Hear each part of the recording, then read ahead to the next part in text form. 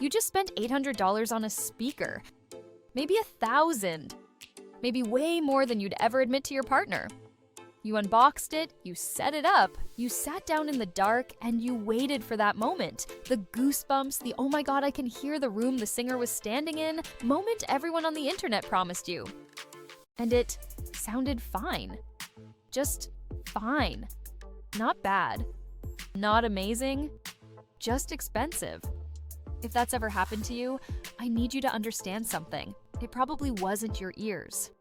It wasn't your room. It wasn't you doing it wrong. There's a very good chance you handed your money to a brand that spends more engineering your desire than engineering your sound. And in 2026, with the prices these companies are charging, that is no longer a small mistake. That's a car payment. That's a vacation. So today I'm naming names. 7 hi-fi brands I think you should stop buying this year, and I'm not going to be polite about why. Then I'll give you 3 that actually deserve your money, brands that will make your wallet and your ears happy. But fair warning, number 3 on the stop buying list is going to make a lot of you angry because a lot of you own it and you love it. Stick around for that one. And the very last brand I recommend, it costs a fraction of what you've probably been told real hi-fi has to cost. Let's go.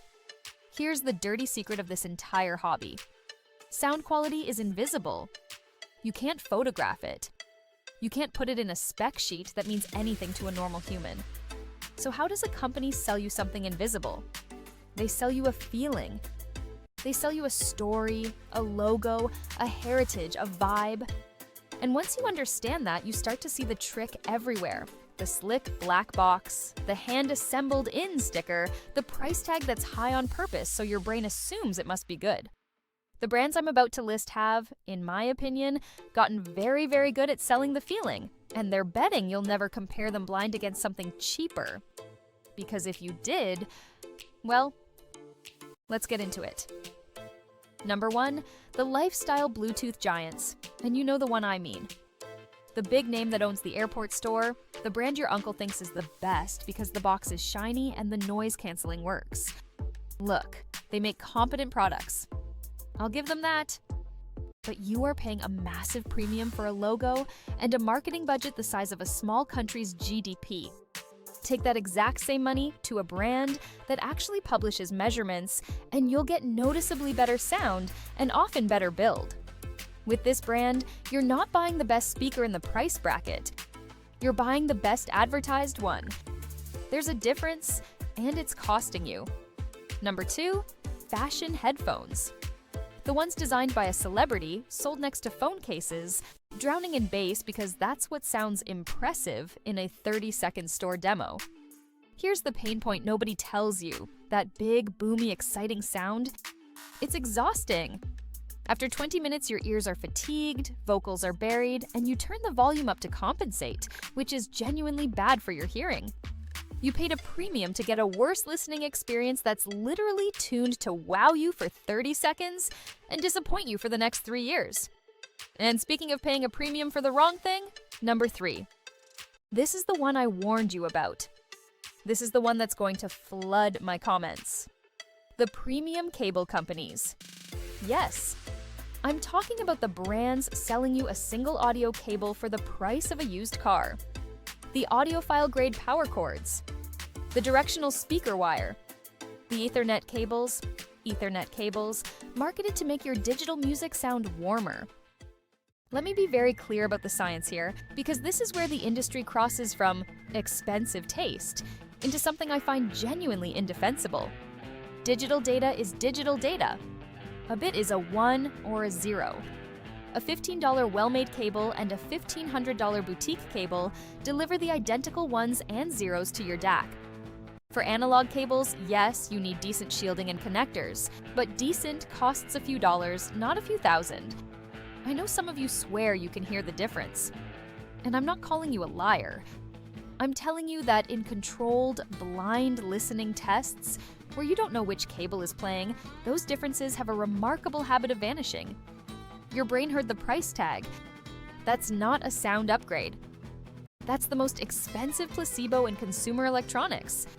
So why does this brand category survive? That answer is darker than you think, and I'll come back to it at the end. Keep it in your head. Number 4, the Design Trophy brand. Gorgeous aluminum, showroom in a fashion district, speakers that look like sculpture and cost like sculpture. And here's the thing, I actually love how their stuff looks. But you're paying for an industrial designer, not an acoustic engineer. When you put their products up against speakers that prioritize the sound over the silhouette, the gap in performance per dollar is honestly embarrassing. If you want furniture, buy furniture. If you want sound, the next few minutes are for you. But first, number 5, the ecosystem trap brands. And this one isn't about bad sound, it's about control. These are the companies that build a beautiful, easy, wireless, multi-room system and then quietly lock you inside it. Proprietary app, proprietary connections, speakers that only talk to other speakers from the same brand. It feels magical on day one. Then the pain points start arriving. A botched app update that bricks features you paid for. Older products getting sunset, cut off from updates, sometimes turned into paperweights to push you toward buying the new model.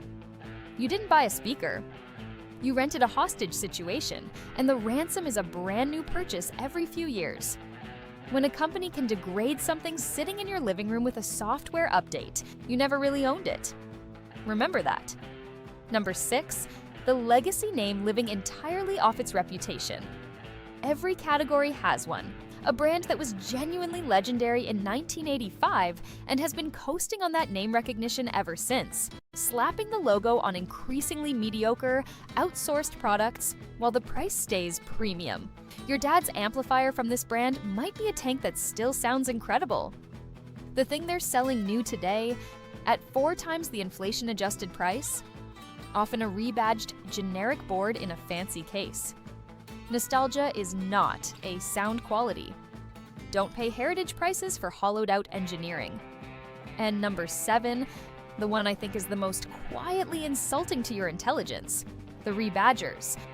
These are companies that buy a generic, off-the-shelf product, a DAC, an amp, a streamer made in the same handful of factories everyone uses, put it in a nicer box, print their logo on it, and charge you 3, 4, 5 times the price. Same internals, same chip, same performance, different sticker. The infuriating part? Once you know what to look for, the same chipset, the same suspiciously familiar layout, the same specs down to the decimal, you can't unsee it. You walk into a shop and recognize the same $40 board being sold for $300 under a prestige name. That's the moment a lot of people get mad. Good. Stay mad. Channel it. Because now I'm going to show you where that anger should send your money instead. Okay? Deep breath. I just spent 10 minutes tearing things down, and I don't want you to walk away cynical and convinced the whole hobby is a scam. It is not. There are companies out there run by actual engineers who are almost annoyed by how much the rest of the industry overcharges, and they built their entire business on calling that bluff. These 3 are my picks for 2020, and I ranked them so the best value is last. The measurement first crowd. This is a category as much as a brand. The companies, often from the budget DAC and amplifier world, whose entire pitch is, here are the numbers. Tested independently, go check them yourself. They publish their performance. They invite third-party reviewers to measure them.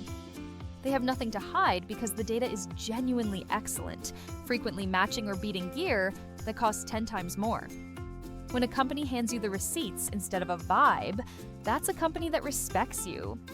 Reward it. The value speaker engineers. The brands that put the money into the driver and the cabinet, the parts that actually move air and make sound, instead of into the showroom and the celebrity endorsement. You've seen them recommended over and over by people who do real blind comparisons because they keep winning. They're not flashy. The boxes are sometimes a little boring, and they will outperform a design trophy speaker costing twice as much all day long. Boring boxes, thrilling sound. That's the trade I want you to make.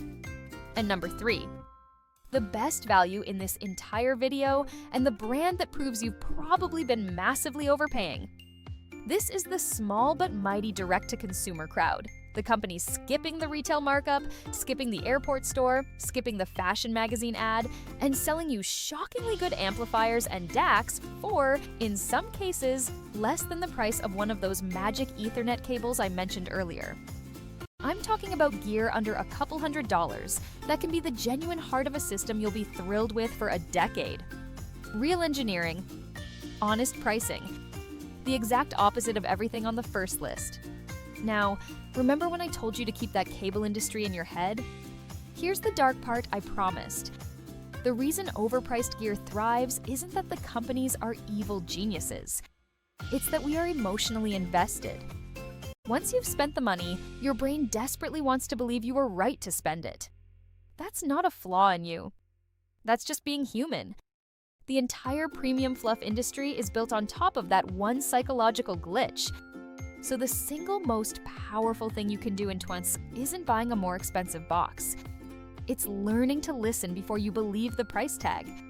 Compare blind when you can. Trust your own ears over the sticker. And when a company shows you the data instead of selling you a feeling, that's your sign. If even one brand on that first list made your stomach drop because it's sitting in your living room right now, don't beat yourself up. We've all done it. The fix starts the next time you're about to click buy. Drop a comment and tell me, which one did I get wrong? Which brand do you swear by that I just trashed? Because I read the comments, and honestly, some of you are going to change my mind. Hit subscribe if you want the follow-up, because next I'm building an entire killer system using nothing but those 3 trustworthy brands for less than the cost of one speaker on the naughty list. I'll see you in that one.